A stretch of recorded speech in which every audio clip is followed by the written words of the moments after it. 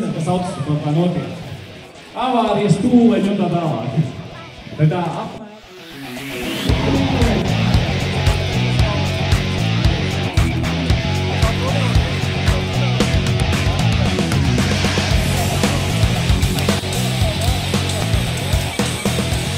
Ukrainas finisher.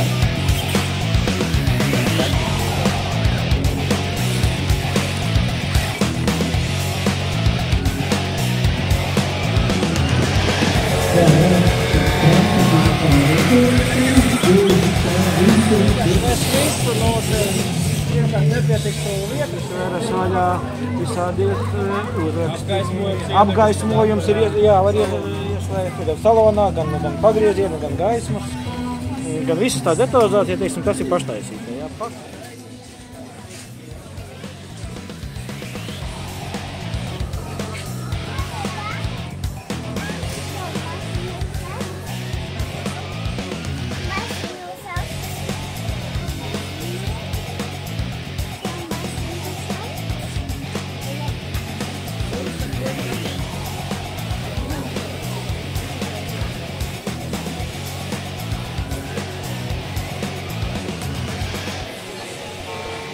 Otrā vieta rallija klasē un arī konvertējumā Vitālijam Judenko.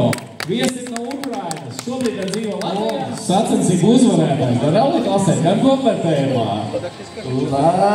Braucējs arī vislielāko stāžu, kas ir apraukājis, arī piedalījies Čehijā sacensībās.